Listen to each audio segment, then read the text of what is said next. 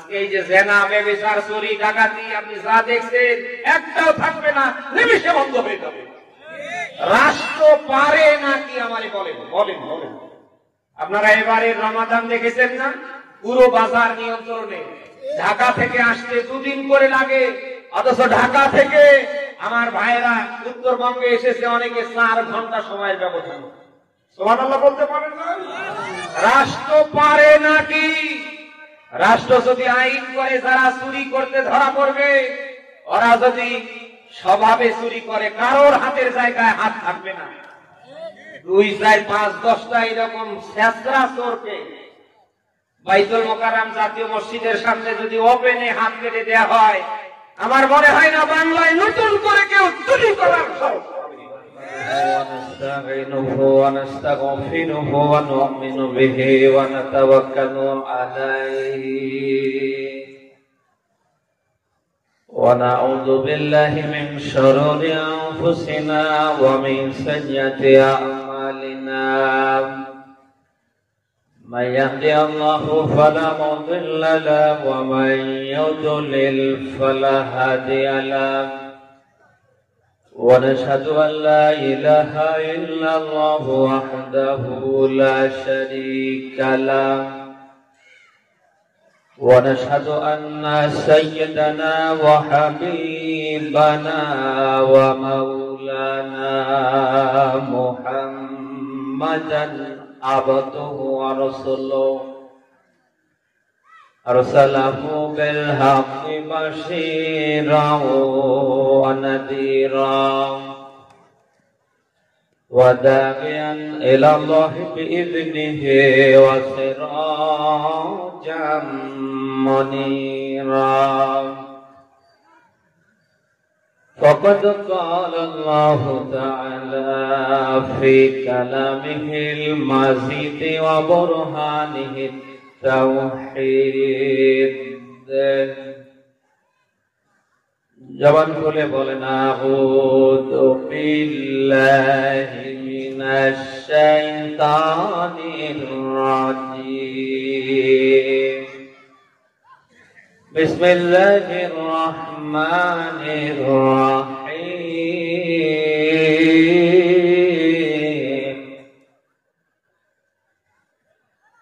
ইয়া আইয়ুহাল্লাযীনা আমানু তাকুল্লাহ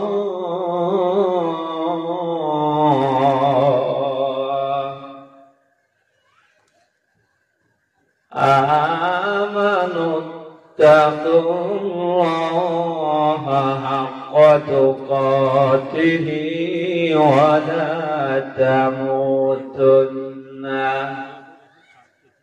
ولا تموتن إلا وأنتم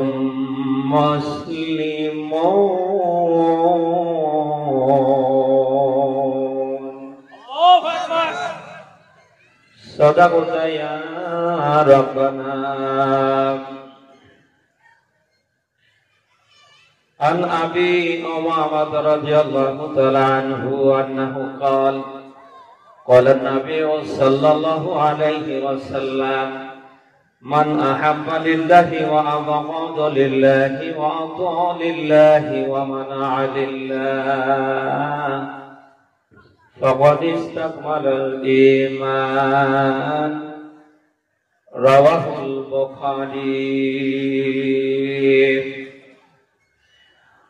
وقال تعالى في شأن رسوله إن الله وملائكته يصلون على النبي يا أيها الذين آمنوا صلوا عليه وسلموا تسليما اللهم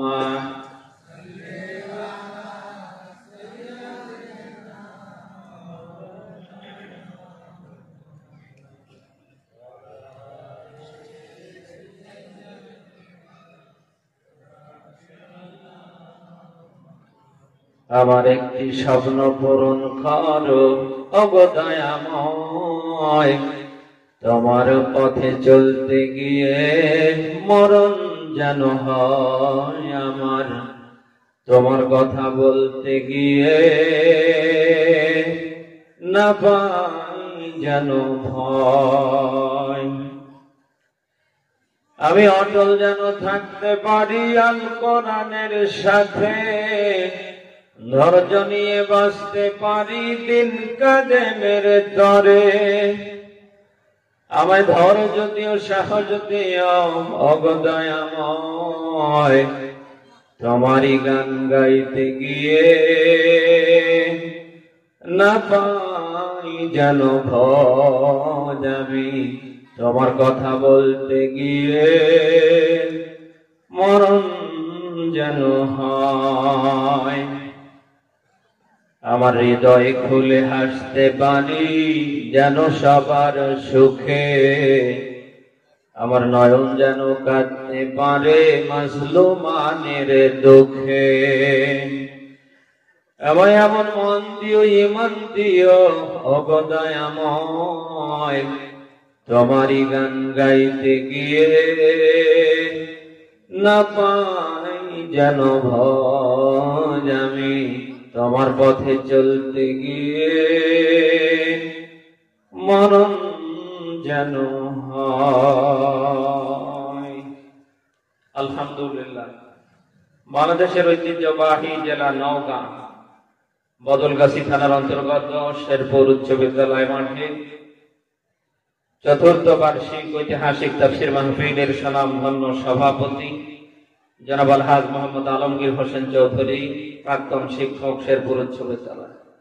আতাল্লাহু আমরাহু ওয়া বারাকাল্লাহু ফি হায়াতি, বলেন আমিন। মাহফিলের প্রধান অতিথি জনাব মোহাম্মদ শাহজাহান আলী, অফিসার ইনচার্জ বদলগাছি থানা নওগাঁ। রফা'না লাকা যিকরাক, সম্মান মর্যাদা কামনা করছি আল্লাহ যেন সামনে আরো বাড়িয়ে দেয়, বলেন আমিন। মাগরিব থেকে অনেকে কথা রেখেছেন, বিশেষ করে কথা রাখলেন শ্রদ্ধাভাজন বড় ভাই, আন্তর্জাতিক খ্যাতি সম্পন্ন মুফাসসিরে কোরআন, প্রভাষক মাওলানা মোহাম্মদ রেজাউল করিম নওগাঁ, আরবি প্রভাষক ধর্মপুর ওয়ালভিটা হোসেনি আলী মাদ্রাসা।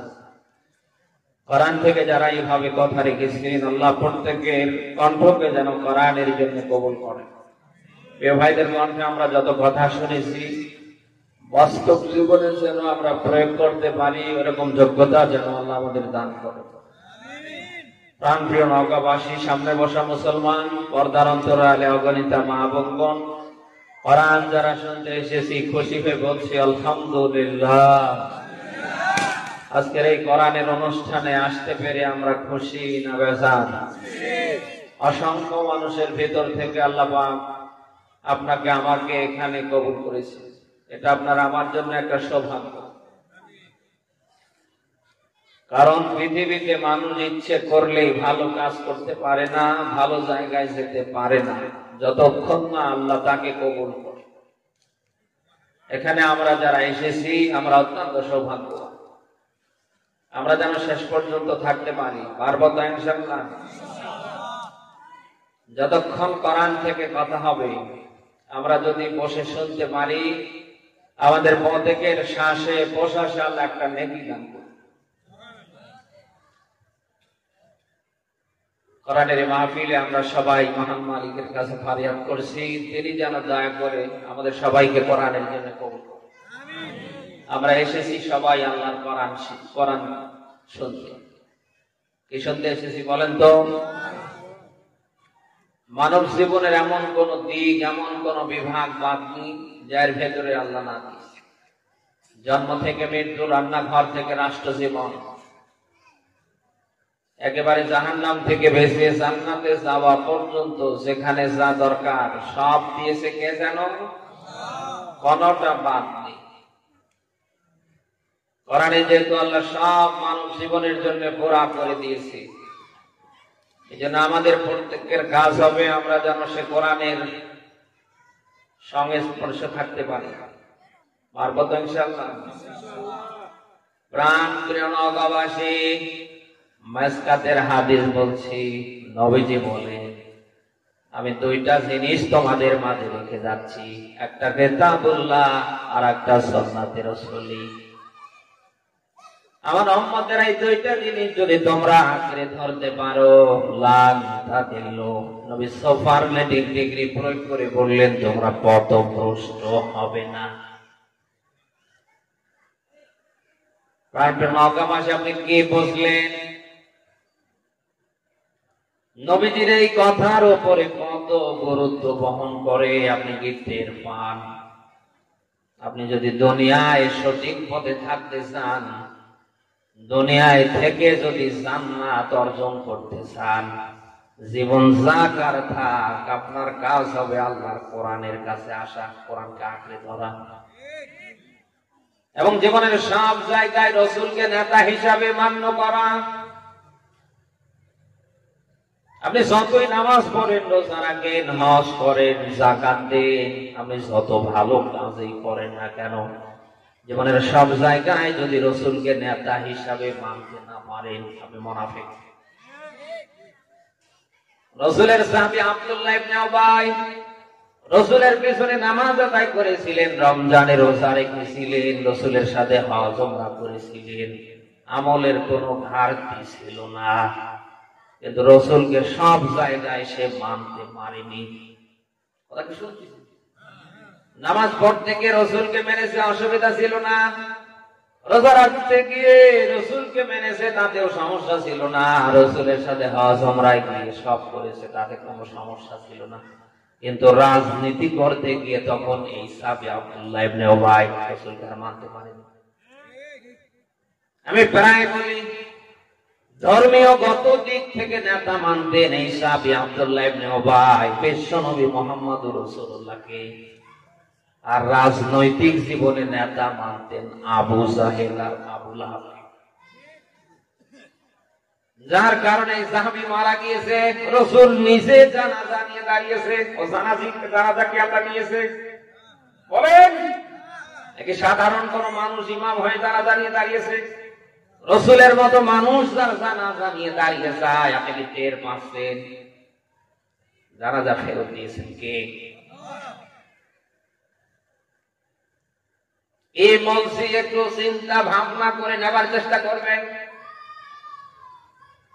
মানব জীবনের পরিপূর্ণ পূর্ণাঙ্গ সিলেবাস, তার নাম যেহেতু কোরআন, আর কোরআনে যেহেতু সব আপনার আমার জন্য আল্লাহ প্যাকেজ করে দিয়েছে, কোরআন থেকে 100 পরিমাণ মাইনাস হবার কোন সুযোগ আছে? বলেন। এবং জীবনের সব জায়গায় নেতা হিসাবে মানতে হবে একজন মানুষকে, তিনি হচ্ছেন মুহাম্মদুর রাসূলুল্লাহ। আপনার আমার ইন্তেকালের পরে যখন কবরে নামা হবে, আপনাকে আমাকে যখন কবরে রাখা হবে, তখন সব হুজুররাই কিন্তু একটা দোয়া পড়ে, বিসমিল্লাহি ওয়া আলা মিল্লাতি রাসূলিল্লাহ। পড়ে না? না, এ নওগাঁয় নেই। আমরা কিন্তু সবাই লাশ নামিয়ে এই কথা বলি, আল্লাহ তোমার এবং তোমার রাসূলের মিল্লাতের উপরে রেখে দিলাম। আপনি আজীবন আল্লাহর বিরুদ্ধে, আজীবন রাসূলের বিরুদ্ধে স্লোগান দিয়ে মারা গেলেন। আমার মতো বড় হুজুর আপনার লাশ নিয়ে কবরে নামার পরে আমি যত বড়ই দোয়া করি না কেন, যতবারই এই দোয়াটা মুখে মুখে পড়ি না কেন, কাজ হবে? বলেন। প্রত্যেকটা মানুষকে ফেরেশতা 3টা করে প্রশ্ন করবে। মান রব্বুকা, বল তোর রবকে। আমার দিনুকা, বল তোর দিন কি, ধর্ম কি। আমার নবিউকা, আমার হাদার রাসূল, বিশ্বনবী সম্পর্কে প্রশ্ন করবে। দুনিয়ায় যদি রবের বিধান 100% আপনি না মেনে মারা যান, রবের দেয়া দ্বীন ইসলাম যদি 100% আপনি না মেনে মরে যান, রাসূলকে সব জায়গায় নেতা হিসাবে যদি আপনি না মেনে মারা যান, কবরে যখন ফেরেশতারা গোতো দিয়ে বলবে মান রব্বুকা, বল তোর রবকে, জবানে বের হবে তো নাকি? দিন সম্পর্কে জিজ্ঞেস করলে বের হবে। প্রাণপ্রিয় নওগাঁবাসী, এই জন্য কি বলছি আবেগ দিয়ে নয়, একটু বিবেক দিয়ে নিয়ে যাওয়ার চেষ্টা করবেন। নবীজি বলেন, আমার উম্মতেরা, দুইটা জিনিস আমি তোমাদের জন্য রেখে যাচ্ছি, একটা কিতাবুল্লাহ আর একটা সুন্নাত রাসূলি। আমার উম্মতেরা, এই দুইটা জিনিস যদি তোমরা আঁকড়ে ধরতে পারো, লাং তাদিল্লু, কখনোই তোমরা পথভ্রষ্ট হবে না। আমি আপনাদের মাঝে জানতে চাই, রাসূলের কথার উপরে কোনো ফাঁক আছে? আজ আমরা মুসলমানরা লাইনচ্যুত, পথভ্রষ্ট হবার পেছনে যত কারণ আপনি মিলান, এই দুইটা কারণে আসবে। একদিকে মুসলমানের জীবনে আল্লাহর কোরআন নেই, অপরদিকে রাসূলের সুন্নাহ নেই। আজ মুসলমান দাবি করছি আমরা নামে, বাস্তবতায় মুসলমান হিসাবে একজন মুসলিমের যা করণীয় আপনি জানেন তো আছে কি নেই? হিন্দু যা আপনি মিলান, ও মুসলমান শুধু নামে দাবি করছে, আগা কেটে আর গরুর গোশত। হিন্দুও সপ্তাহে 3 দিন করে ক্লিন শেভ করে, দেখতে মনে হচ্ছে সফান সফান। আপনি দেশে অনেক মুসলমান কেউ পাবেন সপ্তাহে 3 দিন করে ক্লিন শেভ করে, নেই?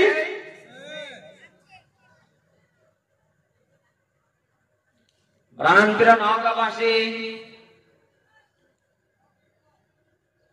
যা করছেন সব কিছুর কিন্তু শেষ আছে। অন্তত যা করছেন করার আগে চিন্তা ভাবনা করে করবেন যে তার প্রতি আমার আল্লাহ এবং রাসূলের সমর্থন আছে কিনা। আপনি আজ নামে মুসলিম দাবি করছেন, আপনার পুরো জীবন জিন্দেগিতে আল্লাহর কোরআন নেই। এদেশের 18 কোটি মানুষ যখন চাচ্ছে আগামীর বাংলাদেশ করবে কোরআন দিয়ে, আপনি মুসলমান দাবি করবার পরেও বিরুদ্ধাচরণ করছেন। এরকম মুসলমান দেশে নেই। আজ হিন্দু বলেন, বৌদ্ধ বলেন, খ্রিস্টান বলেন, যত ধর্মাবলী আমাদের এই দেশে আছে, আপনি দেখেন তো কেউ এ নিয়ে পাশে মন্তব্য করেছে? মুসলমানের ভেতরে যারা 180 মাইল বেগে অনেকে মন্তব্য করে যাচ্ছে, আরে ভাই আপনি তো মুসলিম, আপনার তো একটা পরিচয় আছে। কোরআন দিয়ে আগামীতে দেশটা চলবে, দেশের যে অবস্থা এটা পরিবর্তন হবে। আপনার তো এই পক্ষে রায় দেবার কথা, সমর্থন দেবার কথা, অথচ আপনি এটা কি করে কায়েম হতে না পারে ওই পক্ষে সর্বাত্মক প্রচেষ্টা চালাচ্ছেন। কি কোন মুসলমানের কাজ হতে পারে?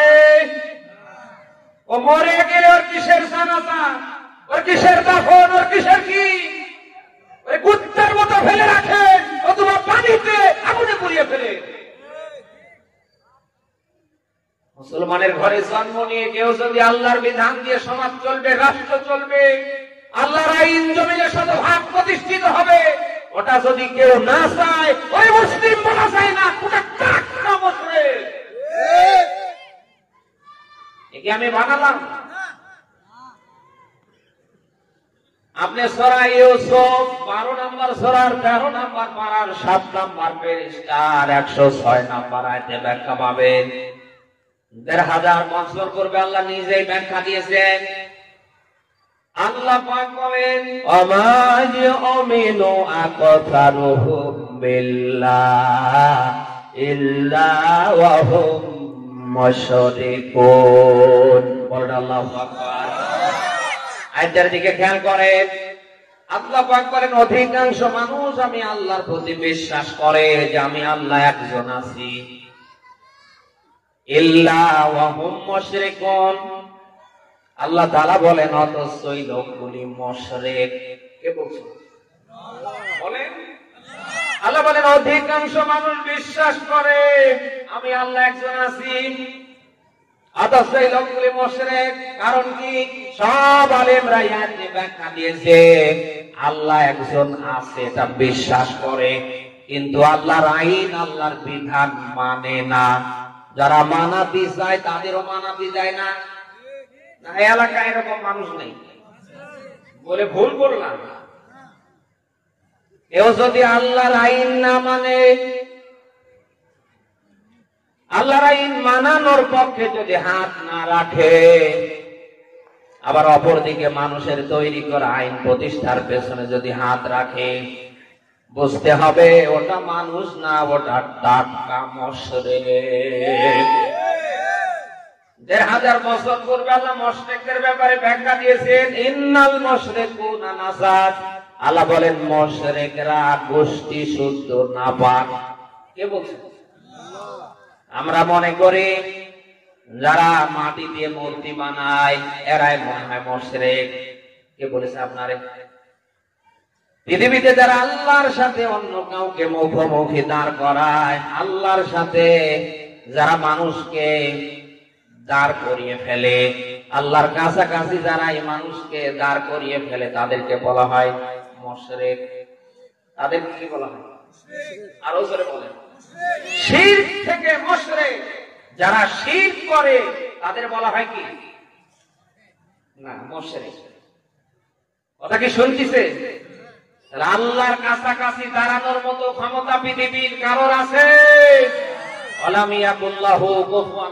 আল্লাহর সমকক্ষ আসমানে জমিনে আর কেউ আছে? অথচ এই দেশে অনেক মানুষকে আমরা দেখতে পাই আল্লাহর আইন ভালো লাগে না, অথচ মানুষের আইন, বাপ দাদার আইন প্রতিষ্ঠার জন্য জীবন পর্যন্ত দিয়ে ফেলে। আমি যতটুকু পড়াশোনা করে দেখেছি, এই বাংলাদেশে আল্লাহর আইন শতভাগ প্রতিষ্ঠিত হবে, আল্লাহর বিধান দিয়ে আগামীতে দেশটা চলবে। এটা চায় না যারা।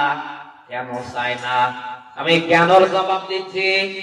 যারা চায় না, আমি অন্তত পড়াশোনা করে যতটুকু ধরতে পেরেছি, না চাবার পিছনে যত কারণ, তার ভিতরে একটা বলছি, আল্লাহর আইন যদি এই দেশে শতভাগ প্রতিষ্ঠিত হয়, আল্লাহর বিধান দিয়ে আগামীতে দেশটা যদি চলে, ওরা যা করেছে ওদের একটারও পিঠের চামড়া থাকবে না। কারণ ২০২৪ সালের ৫ই আগস্টের পর থেকে আজ এপ্রিলের ৫ তারিখ পর্যন্ত এই দেশে কারা কি করছে দেশের মানুষের কিন্তু জানার বাকি নেই। বলে না কেন? যারা আল্লাহর আইন চায় না, আল্লাহর আইন প্রতিষ্ঠার বিপক্ষে যারা অবস্থান নিয়েছে, আপনি মিলান এই লোকগুলি কারা? আল্লাহর আইন যদি জমিনে শতভাগ প্রতিষ্ঠিত হয়ে যায়, আল্লাহর বিধান দিয়ে যদি আগামীতে সমাজ চলে, রাষ্ট্র চলে, একটারও হাতের জায়গায় হাত থাকবে না।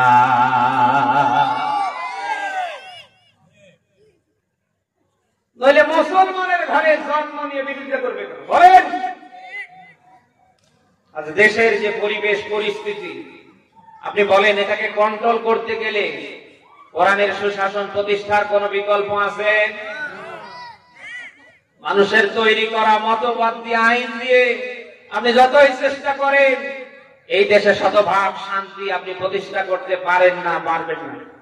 এদেশে শতভাগ শান্তি প্রতিষ্ঠিত হবে, মানুষের মাঝে ন্যায্য অধিকার, ইনসাফ প্রতিষ্ঠিত হবে তখন, আগামীর বাংলায় কোরআনের সুশাসন প্রতিষ্ঠিত হবে যখন।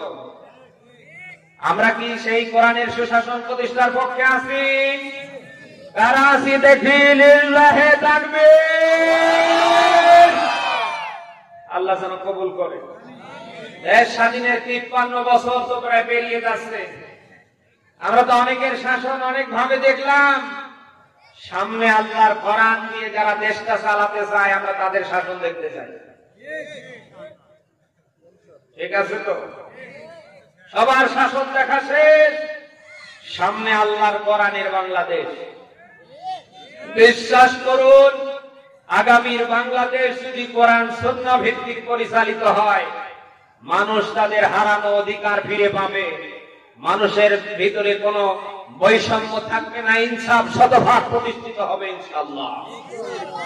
আজকে এই যে জেনা, ব্যভিচার, চুরি, ডাকাতি আপনি যা দেখছেন, একটাও থাকবে না, নিমিষে বন্ধ হয়ে যাবে। রাষ্ট্র পারে নাকি আমারে বলেন? বলেন বলেন। আপনারা এবারে রমাদান দেখেছেন না? পুরো বাজার নিয়ন্ত্রণে। ঢাকা থেকে আসতে 2 দিন করে লাগে, অথচ ঢাকা থেকে আমার ভাইয়েরা উত্তরবঙ্গে এসেছে অনেকে 4 ঘন্টা সময়ের ব্যবধান। সুবহানাল্লাহ বলতে পারেন না? রাষ্ট্র পারে নাকি? রাষ্ট্র যদি আইন করে যারা চুরি করতে ধরা পড়বে, ওরা যদি স্বভাবে চুরি করে কারোর হাতের জায়গায় হাত থাকবে না। 2, 4, 5, 10টা এরকম ছেঁচড়া চোরকে বাইতুল মোকাররম জাতীয় মসজিদের সামনে যদি ওপেনে হাত কেটে দেওয়া হয়, আমার মনে হয় না বাংলায় নতুন করে কেউ চুরি করার সাহস পাবে। আজকে জেনা, ব্যভিচার, ইফটিজিং, ধর্ষণ পরকীয়ার মতো পরকীয়া মহামারীর মতো ধারণ করছে। মানুষের তৈরি করা আইন দিয়ে, মতবাদ দিয়ে আপনি এটা কখনো বন্ধ করতে পারবেন না।